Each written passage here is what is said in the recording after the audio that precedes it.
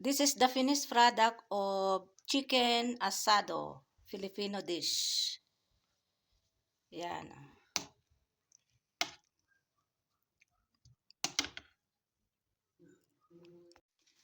I have breast chicken. I sliced this one into like this. So what I have to do is I have to marinate this one.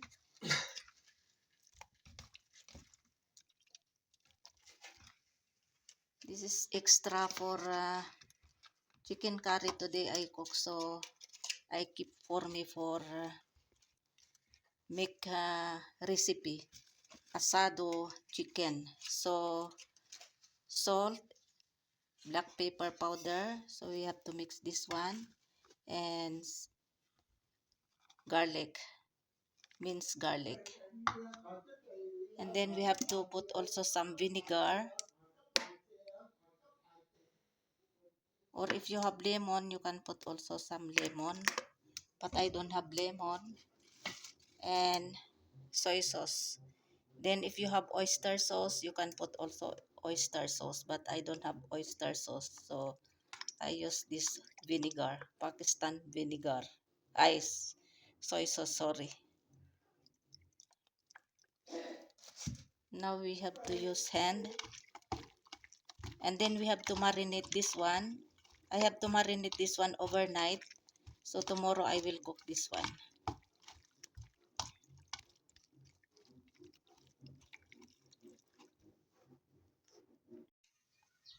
I marinate this one last night, so I have to fry now this one, half fry. Now we have to put hair one by one hair.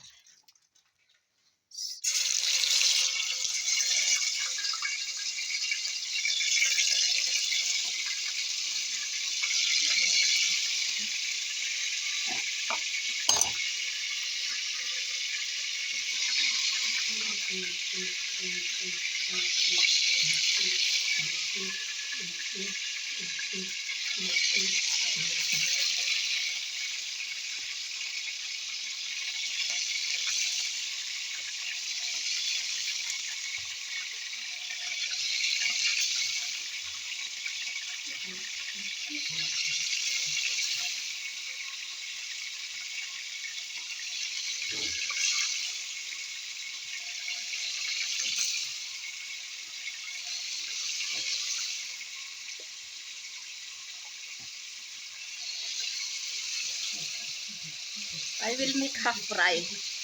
Then after I will same side. So this one I will put after. And these are the ingredients: tomatoes, salt, black pepper powder, potatoes, and capsicum or bell pepper, green bell pepper, and garlics, and tomato ketchup. If you have tomato paste, so it's much better. So I don't have tomato paste, so I use this fresh tomatoes. Now you have to change side now. You have to change side on. I already take out the chicken. So I fry this one also, half fry. Slices of potatoes. This is optional. If you want to put also, no problem. If you don't have available potatoes, then it's no problem.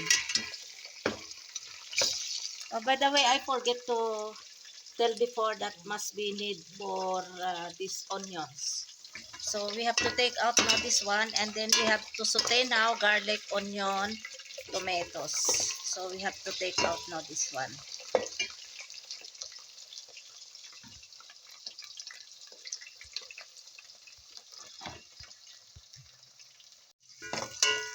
So let's saute now onions, and then to be followed by garlics.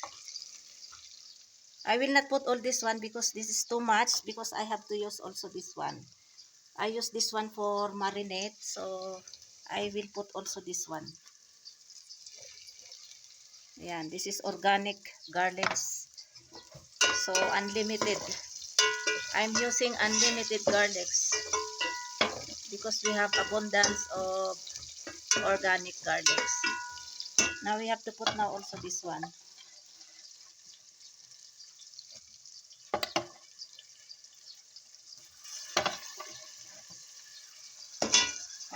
So I already take out potatoes, slices of potatoes.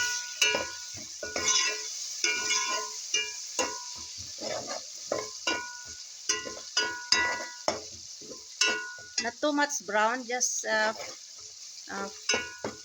2 to 3 minutes we have to saute this garlic and onions.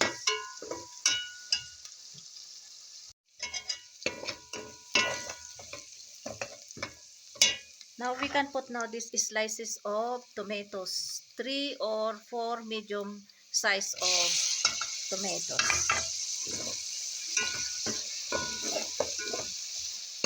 This is not mechado or afritada, this is asado. Actually, this is my first time to cook asado chicken asado. Para maiba naman ang recipe, not always chicken curry, chicken clay. So I cook my Filipino recipe or dish. So it's time now to put ketchup or tomato paste. Just little bit only I put ketchup because I put already fresh tomatoes. So enough this one. Now next we have to put now this one which I marinated chicken.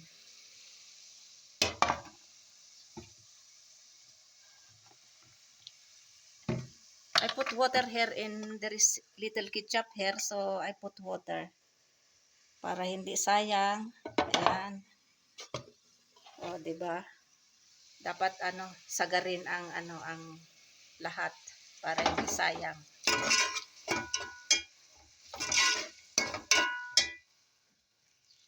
And then we put now also salt and black pepper. Since I already put before last night, which I marinated, so little bit only I put salt and black pepper powder.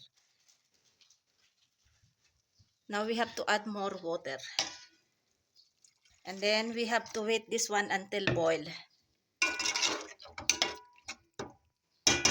Now we have to cover it. Where is the cover? Ayan, cover natin. Let's check, we'll open.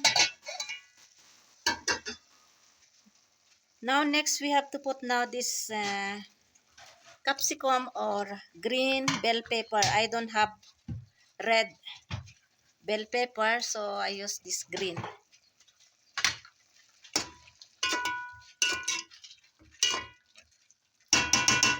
And then to be followed this half-fried marinated chicken. Ayan. And also these potatoes.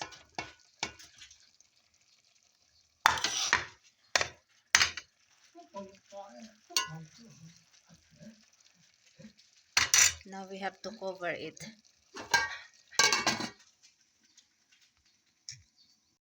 Now let's check if already cooked. I'm sure this is already cooked. And we have to taste if taste is good. If salt is enough. Now we have to taste.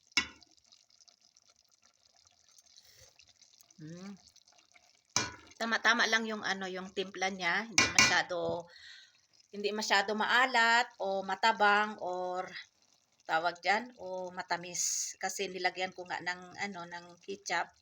So medyo matamis pero din naman masyado matamis. It's okay.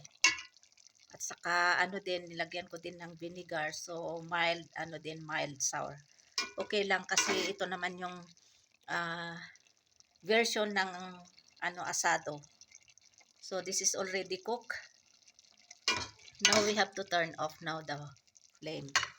Optional potatoes and capsicum. If you can put, it's no problem. If you don't have available, then no problem. Since I'm vegetarian, so I like vegetables, so I add potatoes and capsicum. No need carrots because carrots is only for fritada or fritada. So this is another kind of recipe asado. No need to put carrots or some vegetable. So we have to turn off now the flame because it's already cooked. And gravy or sarsa is enough. Ayan, gravy at saka sarsa is ulam na. So turn off na natin ang flame, then we have to cover. Katapos ko lang kumain pero nauna si Fatma kumain. At saka nakaubos din siya ng isang plato. So pagkatapos niyang kumain, ito sunod kami ni Langga. So nakaubos din kami ng 2 plato ni Langga. Kay Fatma isa. So konti na lang itong natira, may pang dinner pa. Kaya yung niluto ko kahapon na chicken curry, meron pa, hindi na ako ngayon magluluto ng ulam. Saka meron din kanin. So magagawa na lang ako ng chapati para sa kanila. Pero sa akin ito. Ayan o. Ang sarap, kaya gayahin nyo yung aking paggawa. Kung may Kapampangan na asado version, meron din Ilocano. So Ilocano version ito aking paggawa. Ayan, masarap. Masarap pala ang chicken asado.